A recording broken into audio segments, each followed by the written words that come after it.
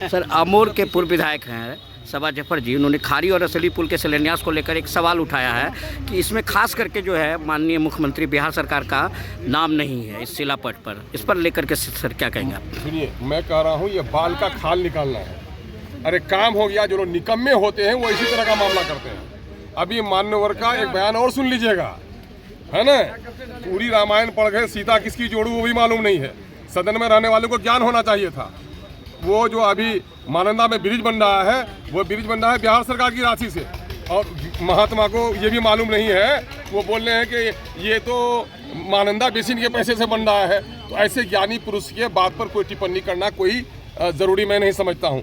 खाड़ी रसेली पुल निकम्मे लोग नहीं बना पाए, और आज अमोर जनता, अमोर और बैसाखी जनता के आशीर्वाद से पुल बन रहा है। अख्तुल ईमान निजी अपने बाप के घर से नहीं बना रहा है, बल्कि अमोर जनता के सहयोग से लड़ाई लड़के के बनवा रहा है।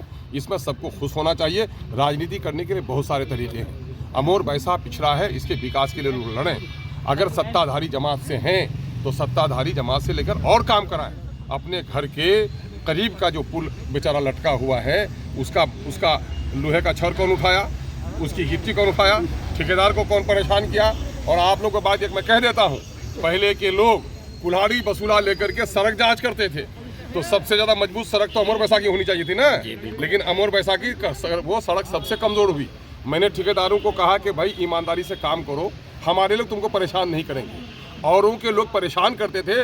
2500 काम ऐसा है जो ठेकेदार काम को छोड़ के भागा, और उस काम को हमने ज़मीन पर उतारने का काम किया। तो सूरज निकलने से चमगादड़ की आँख में खुजलाहट होती है। विकास के काम से बहुत सारे नेता को भी खुजलाहट होती है। उनको खुजलाने दीजिए, मत रुकिए उनका हाथ। सुनने में आया सर 27 जनवरी को शिलान्यास मुख्यमंत्री कर रहे हैं, तो आपको आमंत्रण हुआ है क्या सर? मैं एमएलए हूँ, नियम था मुझको आमंत्रण होगा। अगर मुझको आमंत्रण नहीं होगा तो बिहार सरकार का कोई ऐसा नियम ही नहीं होगा, है ना। लेकिन मामला ये है कि मैं मजाहन कहता हूँ कि जिसके ज़माने में काम हो रहा है, अगर उसका नाम नहीं ले सको तो बदनाम भी मत करो साहब। अभी मैं किसका एमएलए हूँ? अमोर बैसा का एमएलए हूँ कि नहीं हूँ? जी बिल्कुल। अमोर बैसा का सेवक हूँ कि नहीं हूँ?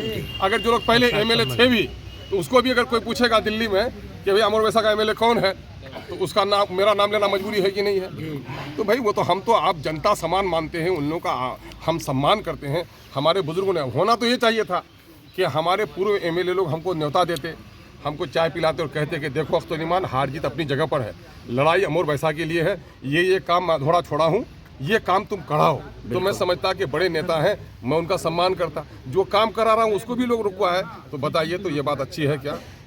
आज सर यहाँ बसेरा 2 के तहत जो कार्यक्रम हुआ, कितने लोगों को क्या पर्चा वितरण में? 9 आदमी को बैसा के, 18 आदमी के अमोर को बसेरा 2 के तहत उन लोगों को बातचीत के लिए 3 डिसमिल जमीन दी गई है। लेकिन हमारे लोगों का जागरूकता का अभाव है ना। कई सालों से जो नदी में विस्थापित लोग हुए हैं उनकी संख्या 2000 से अधिक है ना।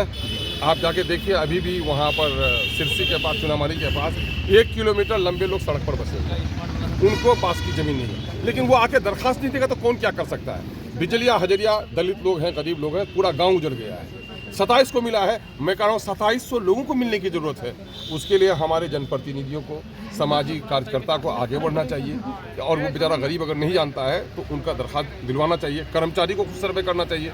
सीओ को पूरे मैंने डायरेक्शन दिया है कि एक मरतबा फिर सर्वे आप करवाइए। जो लोग भूमिहीन हैं, सरकार उन्हें देना चाहती है, तो सरकार के लक्ष्य को प्राप्त करने के लिए अग्रतर कार्रवाई कीजिए।